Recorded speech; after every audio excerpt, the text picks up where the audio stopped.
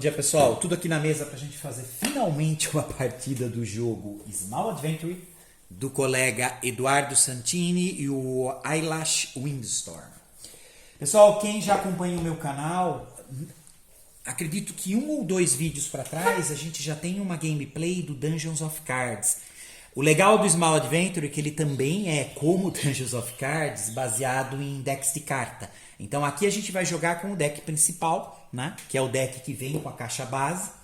Eu vou utilizar as regras básicas, mas quem conhece o meu trabalho e conhece lá o Apoia-se, sabe que eu tenho o hábito de fazer anotações pessoais, documentos. Então a gente já tem algumas anotações aqui, lembrando que isso não é oficial, mas muito do que está anotado aqui foi tirado dúvida com o autor, tá?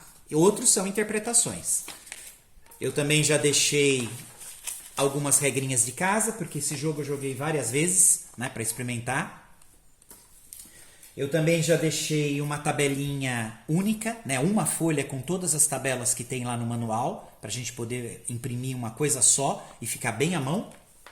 Eu fiquei com muita dó de utilizar o manual, porque ele ficou muito legal, né? Esse manual daqui, mesmo não sendo capa dura, se não me falha a memória, tem o manual capa dura, mas eu não tenho certeza. Esse daqui, ele ficou muito legal, num tamanho A4. O maior problema é ficar manipulando ele, né? Especialmente quando a gente está jogando, porque vai ter que abrir esse manual várias vezes. Então a minha sugestão, para quem é neurótico como eu, imprime, tira um xerox das folhas de aventura, e se vocês fizerem a impressão tamanho A5, vai ficar por metade, é 2 folhas em uma A4. Fica bem legal e bem concentrado. Então eu tenho pelo menos a aventura do primeiro naipe, que é o que o autor sugere para os aventureiros de nível 1. Eu já tenho tudo aqui. E lógico, para facilitar, eu também acabei tendo aqui as regras impressas, nesse mesmo esquema, para facilitar caso eu esqueça alguma coisa. Pessoal, tem alguns ícones nas cartas que é interessante conhecer. Se vocês pegarem as fichas dos heróis ou mesmo dos monstros, vocês vão notar que tem vários ícones aqui, né? Como todo bom Dungeon Crawler, a gente vai utilizando esses ícones para facilitar o entendimento. Aqui em cima, nessa bolinha preta, a gente tem um número. Esse número é os pontos de ação que o herói tem. A gente vai poder transformar esses pontos de ação depois em movimento, ataque, tem várias coisas que dá para fazer com eles. Do lado desse número a gente tem normalmente alguns ícones também. No caso do mago ele tem esse ícone, né, que é como se fosse aqui uma setinha para cima e para baixo. Isso daqui literalmente significa longo alcance. Quer dizer que esse herói, né, ele pode equipar armas de longa distância, por exemplo, o arco. Bom, pessoal, aqui do lado a gente tem esse símbolo que parece um ponto de interrogação, que dentro da classificação dos autores, eles chamam de clava, né? Pode até ser representado aqui tematicamente por essa bengala que ele está usando, ou para quem gosta do estilo mais clássico, como se fosse um cajado. Lógico, com poderes mágicos. Aqui a gente tem um ícone de defesa. Aqui esses números dentro desses retângulos são os níveis. Então no nível 1, que é o caso desses heróis que a gente vai iniciar a aventura, eles têm esses status. Status de defesa, o status de dano quando eu acerto, né, o monstro ou o inimigo, e aqui o status de combate, que seria o que eles chamam de ataque. Então a gente vai utilizar essa primeira linha inicialmente. Aqui do lado a gente tem exatamente a quantidade de vida, tá? Por nível. Então se eu estou no nível 1, eu vou ter 9 vidas. Aí a gente vai regredindo isso daqui. Se eu estiver no nível 2, eu já posso ter até 10 vidas. Nível 3 eu consigo ter 12. E se eu estiver no nível 4, eu já consigo ter até 14. Isso varia de personagem para personagem. Aqui no caso eu tenho alguns especiais. Tá? Aqui no caso do mago ele tem aqui uma habilidade de alquimista, mas ele só vai conseguir quando ele estiver no nível 3. E ele também tem o mestre artesão, que ele só vai ter no nível 4. Então por enquanto a gente não vai utilizar essas habilidades, é só quando ele já estiver com um nível bem mais alto. No caso da guerreira que a gente vai utilizar nessa aventura, eu vou jogar com esses dois, tá? O mago e a guerreira. Ela tem 3 pontos de ação, Ela pode equipar equipamentos de longa distância de ataque. O nível 1 dela que a gente vai jogar, ela tem 15 de defesa. Quando ela acerta, ela dá 1 de dano, base. E ela tem um ataque de 9 inicialmente. Ela também tem aqui alguns especiais, mas também só vão ser ativos quando a gente estiver no nível 3 e no nível 4, que é o bruto e parede. Vocês vão notar que aqui na parte de vida também é diferenciado. O nível 1 ela tem 5 de vida. No nível 2 ela vai conseguir ter até 6, 3, 8. E no quarto nível ela consegue chegar até o 10. As miniaturas de ambos eu já deixei preparadas aqui. Eu tenho também essas fichinhas de apoio para anotação para cada herói, né, que é onde normalmente a gente marca a quantidade de heróis derrotados, qual é o armamento que está equipado, né, quantidade de ouro, se ele está com arma de defesa, que é o escudo, e os itens que a gente vai achando na aventura. Uma observação, pessoal, vocês vão notar que a mochila ela tem 3 vagas e ela consegue levar mais 2, mas toda vez que a gente leva esses 2, é considerado excesso de peso, que vai dar menos 1 de ação. Então, se por exemplo, a guerreira ela tem 3 pontos de ação, se a gente estiver levando 4 ou 5 itens, a gente diminui lá para 2. Os monstros eles têm a fichinha muito parecida também.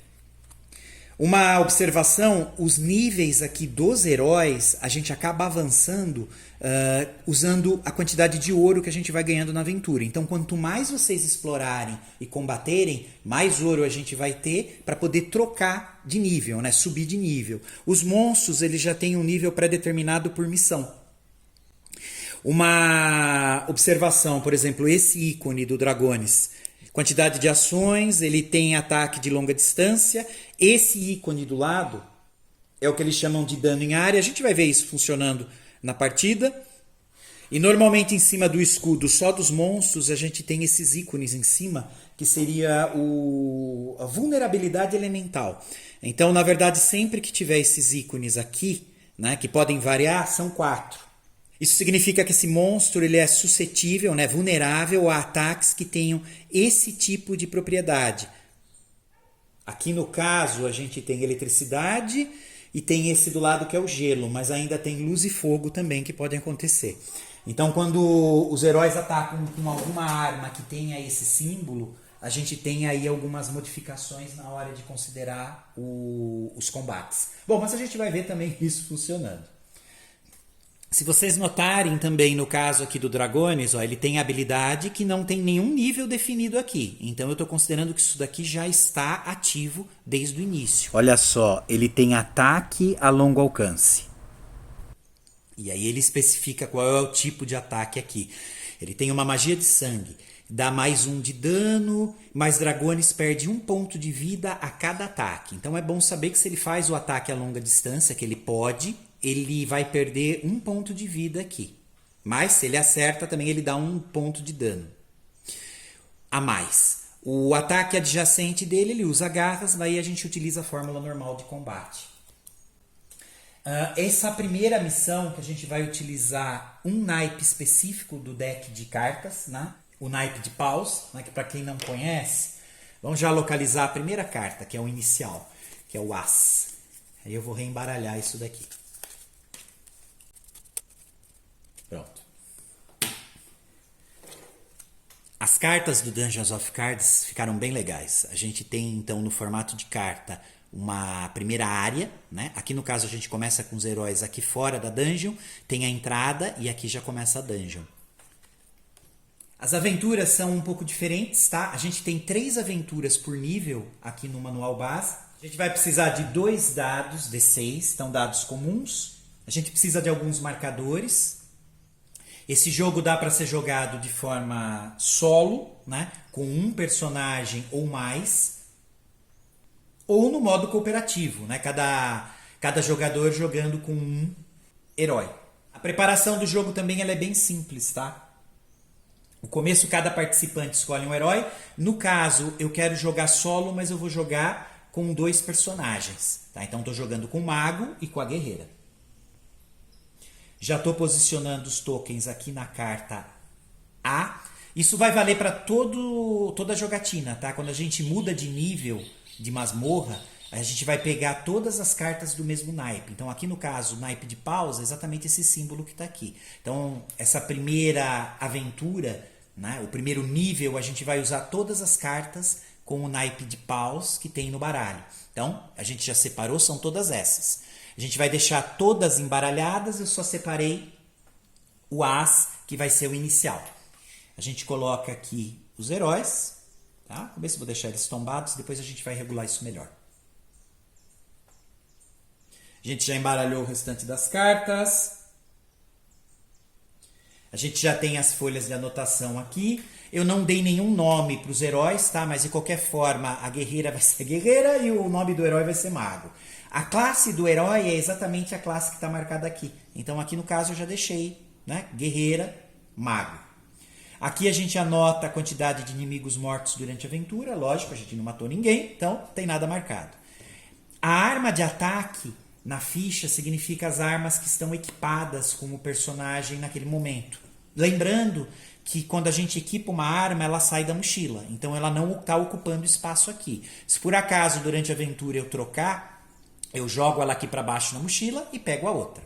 O que é sugerido aqui para a gente iniciar a configuração é sortear na tabela T1 de acessórios, essa aqui em cima, as armas iniciais. No caso da guerreira, ela pode equipar também armas de longo alcance. Então, se por acaso ela não tivesse esse ícone e lá na tabela, se eu resolver sortear um armamento e sair algum armamento que é de longa distância, ela não pode equipar. A mesma coisa o mago, tá? É que no caso dos dois eles podem.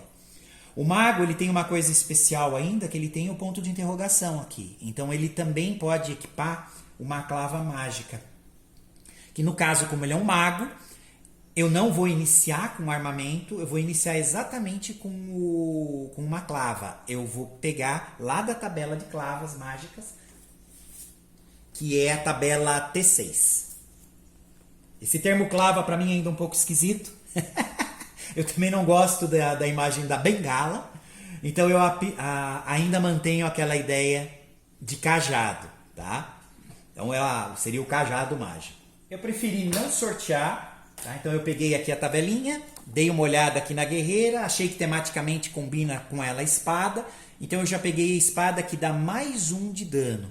Então a gente anota aqui, ó, arma de ataque, espada, eu coloquei em dano mais 1, né, para saber exatamente que essa arma em especial dá mais 1 de dano, fora o dano base dela que está na ficha. No caso do mago, exatamente por ele ser um mago, eu preferi iniciar com uma clava mágica, né, com o cajado mágico ou a bengala mágica. Então a gente pode sortear ou escolher aqui na T6 da tabela, que é a clava mágica nível 1. Lembrem que a gente está com os heróis de nível 1. Então eu posso escolher clava comum, clava de luz, clava de fogo, de eletricidade, gelo ou cura. Aqui no caso eu escolhi já que o mago começasse não com uma espada, adaga, arco ou machado. Eu quero que ele comece com uma clava mágica, né? Ou cajado ou bengala mágica.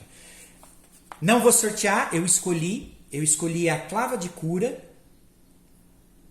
que ela dá um dado mais o bônus da clava e afeta todos os heróis na sala. Então, pelo menos a estratégia é que ele sirva de apoio para curar os heróis, no caso, a guerreira.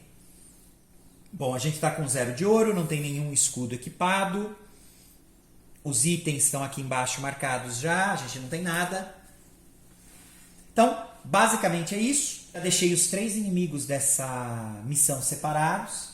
Aqui, no caso, missões de nível 1, a gente tem no manual base 3. Então, olha só. O ídolo misterioso, isso vai ser a aventura nossa.